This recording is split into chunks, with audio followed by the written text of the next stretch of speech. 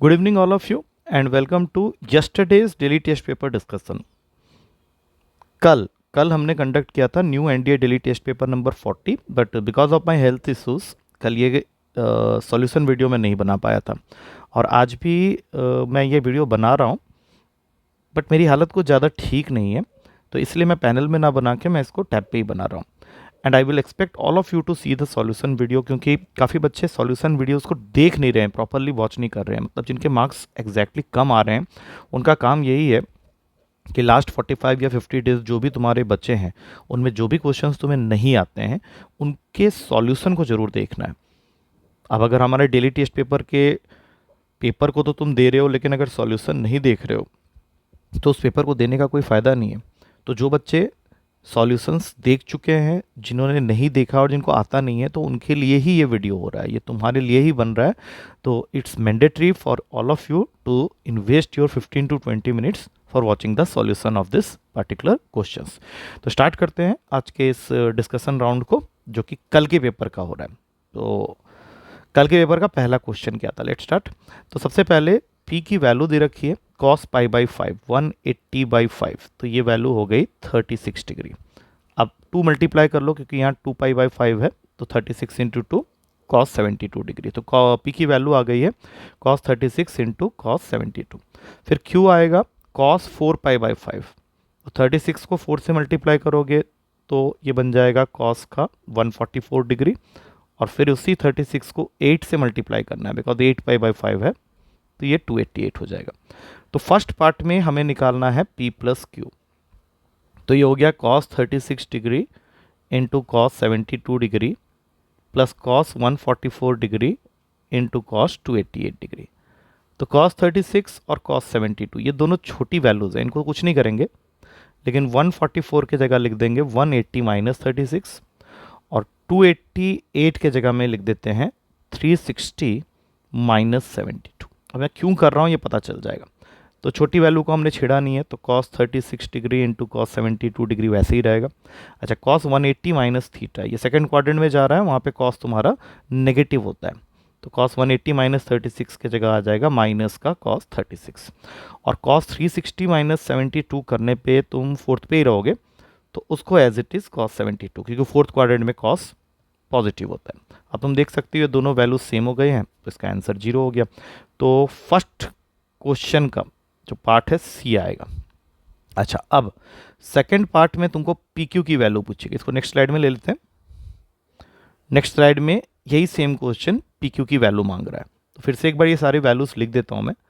P की value था cos 36 degree into cos 72 degree, और क्यू की वैल्यू थी cos 144 degree into cos 288 degree. तो पी क्यू मतलब इनका प्रोडक्ट करना है, तो cos 36 into cos 72 degree into cos 144 degree into cos 288 degree.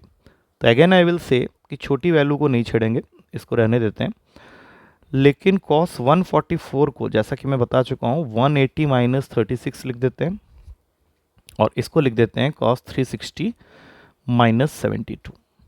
तो अब क्या होगा, cos 180 माइनस 36 माइनस cos 36 होता है, तो यहाँ पे एक cos 36 पहले से है और यहाँ से एक माइनस cos 36 आएगा, तो ये cos स्क्वायर 36 हो जाएगा। अब ये cos 72 है, cos 360 माइनस 72 पॉजिटिव cos 72 होता है, तो यहाँ पे cos स्क्वायर 72 डिग्री आ जाएगा। अब माइनस के साइन को ब्रैकेट के बाहर ही रख लो, मल्टीप्लिकेशन में माइनस बाहर रह गया है। cos स्क्वायर 36 को तुम साइन स्क्वायर 54 डिग्री लिख सकते हो, और cos स्क्वायर 72 डिग्री को साइन स्क्वायर 18 डिग्री लिख सकते हो। अब ये क्यों हुआ, क्योंकि हमें पता ही है कि cos 90 माइनस थीटा जो होता है वो साइन थीटा होता है, और साइन 54 और साइन 18 दोनों की वैल्यू मैंने तुम लोग को बताई हुई है। तो अगर स्क्वायर के साइन को बाहर ले लें तो ये होता है √5 प्लस 1 होल अपॉन में 4, और ये होता है √5 माइनस 1 होल अपॉन में 4।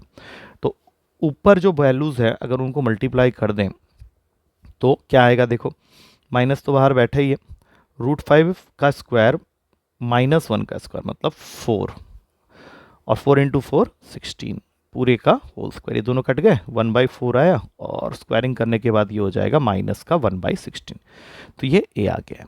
आई थिंक दोनों पार्ट समझ में आ गए होंगे अच्छी तरह से। अब चलते हैं अगले क्वेश्चन में।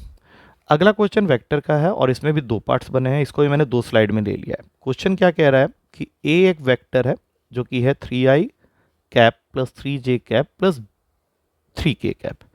बी वेक्टर मुझे पता नहीं है, फर्स्ट पार्ट में मुझे इसकी वैल्यू निकालनी है, तो मैं इसको ले लेता हूँ xi plus yj plus zk। अब इस बी वेक्टर के एक्स वाई जेड कॉम्पोनेंट को निकलवाने के लिए उसने तुमको दो कंडीशन दिया है। पहला कंडीशन है कि A dot B equals to 27, तो लाइक कोफिशिएंट्स को मल्टीप्लाई कर लो, 3x plus 3y plus 3z is equals to 27 हो गया। तो यहाँ से x plus Y plus Z 9 हो जाएगा। और x plus Y plus Z 9 के हिसाब से अगर मैं चेक करूँ तो मुझे ना तीन ऑप्शन तो सही मिल रहे हैं, ये सिर्फ सेटिस्फाई नहीं हो रहा है। लेकिन अभी ए बी सी कोई चांस नहीं ले सकते। अभी दूसरा इक्वेशन जो है हमारे पास में जिससे हम लोग पहुँचेंगे एक्स वाई जेड तक, वो है a cross b equals to 9 times of c vector. और सी वेक्टर क्वेश्चन में दे रखा है j cap minus k cap, तो 9 सी वेक्टर का मतलब हो गया 9 जे कैप माइनस 9 के कैप। अब ए क्रॉस बी निकालने के लिए आई जे के कॉम्पोनेंट्स का वेक्टर ये डिटर्मिनेंट बना लो। तो यहाँ तो 3 3 3 है, यहाँ पे एक्स वाई जेड है। एक बार खोल लेते हैं इसको। I cap is equals to 3y minus 3z minus j cap is equals to 3z minus 3x plus k cap is equals to 3y minus 3x। अब अगर ध्यान से देखें तो आई कंपोनेंट तो यहाँ है ही नहीं सी के पास में, तो 3y माइनस 3z जो है वो 0 के इक्वल होगा और यहाँ से y is equals to z आ जाएगा। अब y is equals to z यहाँ पे अगर मैं देखूँ तो सिर्फ एक ऑप्शन में है, तो मैं यहीं पे आंसर को फाइंड आउट कर सकता हूँ क्योंकि y और z दोनों 2 2 यहाँ पे हैं, बाकी किसी ऑप्शन में नहीं है। तो इससे मुझे पता चल गया कि बी ऑप्शन मेरा सही आंसर है। अब दूसरे पार्ट में फोर्थ पार्ट, इसका जो फोर्थ क्वेश्चन है मतलब इसी क्वेश्चन का सेकंड पार्ट, वो मुझसे मांग रहा है a plus B and C vector के बीच का एंगल। इसको नेक्स्ट स्लाइड में ले लेते हैं।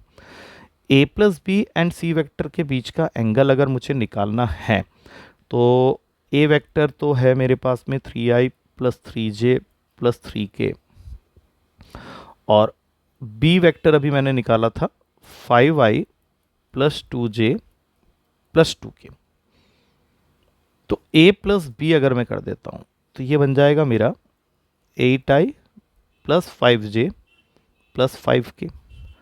और जब a प्लस बी मुझे मिल गया है और मुझे इसको डॉट करना है सी वेक्टर के साथ जो कि हमारे क्वेश्चन में है j माइनस के, तो फॉर्मूले के हिसाब से क्या होता है a plus B dot C is equals to a plus B का मैग्नीट्यूड, c का मैग्नीट्यूड और इनके बीच का angle that is cos theta. लेकिन a प्लस बी जो वेक्टर तुमको दिख रहा है अगर तुम इसका डॉट प्रोडक्ट करते हो j माइनस के साथ तो 5 माइनस 5 ये तो 0 हो गया क्योंकि 8 के लिए तो कुछ है ही नहीं, वो भी 0 ही होता। तो कॉस थीटा की वैल्यू आ गई है 0। That is possible only when the angle between them is 90 degree, that means π/2।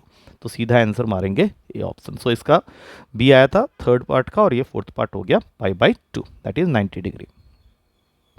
अब चलते हैं अगले क्वेश्चन में। अब ये स्टैटिस्टिक्स का क्वेश्चन है तो इसमें थोड़ा सा केयरफुल रहना पड़ेगा with respect to the value part. तो हम लोग को दिया हुआ है द ऑब्जर्वेशंस, कुछ ऑब्जर्वेशंस हैं। सबसे पहले इनकी गिनती कर लो 1 2 3 4 5 6 7 8 9 10 11 12। 12 यहाँ लिखा हुआ था। 12 डाइसेस थ्रो किया गया है, उसमें ये आउटकम है। स्मॉल एम को वो कह रहा है mean of lowest 8 observation, okay. और कैपिटल एम को कह रहा है मीन ऑफ हाईएस्ट 4 ऑब्जर्वेशन। तो पहले इनको अरेंज करना पड़ेगा, मुझे एक बार करना पड़ेगा अलॉन्ग विद वैल्यूज़ जितनी बार रिपीट हो। 1 3 बार ही है तो 1 1 1 यहाँ पे टिक मारते हुए जाता हूँ ताकि गड़बड़ ना हो। ये ऐसा तुम्हें भी करना है। 2 एक ही बार है, टिक मारते हुए जाओ। 3 आ गया 2 बार, 2 बार मार दिया। 4 आ गया 2 बार, ये भी 2 बार मार दिया। नहीं 3 बार है 4 तो एक बार और 5 एक बार है, चलो ठीक है। और 6 2 बार है, ठीक है। अब इनकी एक बार काउंटिंग फिर से कर लें। 12 था 3 3 6 3 9 3 12, ठीक है।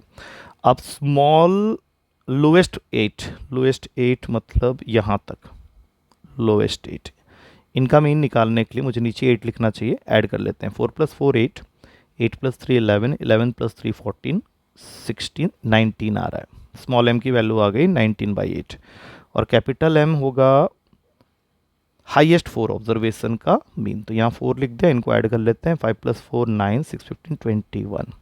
निकालना क्या है मुझे, 2m प्लस कैपिटल M। तो 2 × 19/8 प्लस 21/4, ये इसको काट देगा। अब 19 + 21 40 होता है, 40/4 करोगे, आंसर आ गया 10। 10 पक्का होगा, पहले ही ऑप्शन में है तो सीधा आंसर हो गया। अगला क्वेश्चन भी कुछ इसी तरह का है। इसमें भी तुम्हें पहले अरेंज करना पड़ेगा फॉर दिस डेटा। पहले काउंट कर लेते हैं कितनी वैल्यू, 1 2 3 4 5 6 7 8 9 10 वैल्यू से, ठीक है। m is the median of first 5 and capital N is the median of last 5, ठीक है। इसको पहले असेंडिंग में लगा लेते हैं, -1 1 3 4 8, ये तो हो गए फर्स्ट 5 वाले।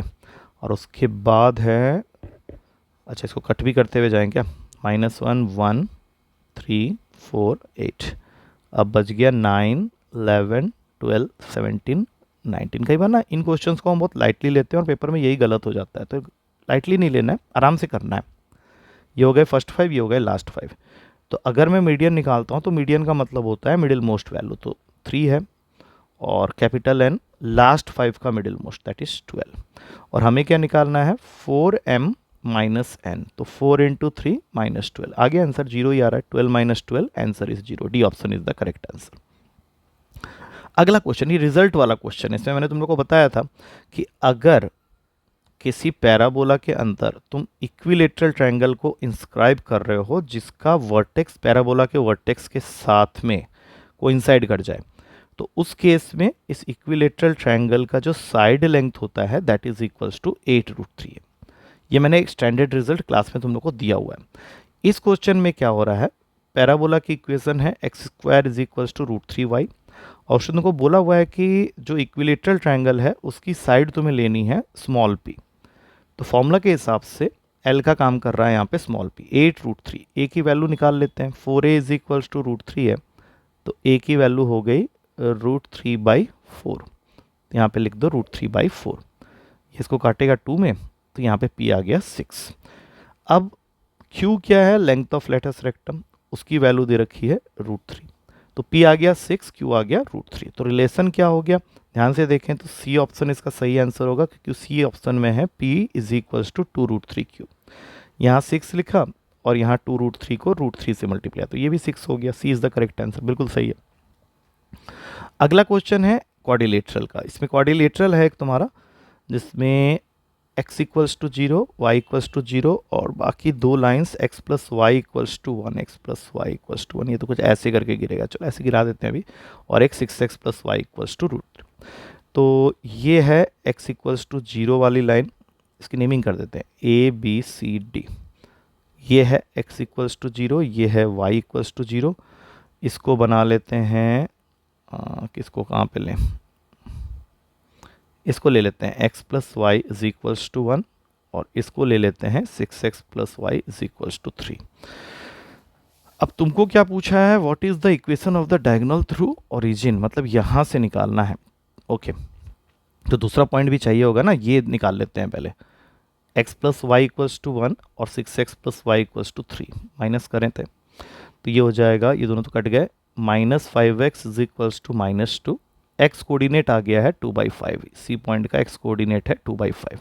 अब इस 2/5 को फर्स्ट इक्वेशन में डालते हैं तो y की वैल्यू आ जाएगी 1 - 2/5 दैट इज 3/5, तो ये हो गया 3/5। तो हमें जो डायगोनल निकालना है वो है AC, तो इक्वेशन ऑफ AC, क्योंकि वही ओरिजिन से, ये तुम्हारा ओरिजिन वाला पॉइंट है, तो इसको 1 x1 y1 बना लो ओरिजिन को, और इसको बना लो x2 y2। फॉर्मूला होता है y - y1 is equals to m into x - x1, तो y - 0 x - 0। अब इनको थोड़ा सा देख लेते हैं, 3/5 स्लोप निकालने का फॉर्मूला y2 - y1, 3/5 - 0 और 2/5 - 0, 5 गया, 2y is equals to 3x, या फिर मैं लिख सकता हूँ 3x - 2y is equals to 0, ये सी ऑप्शन में है, बिल्कुल सही आंसर है।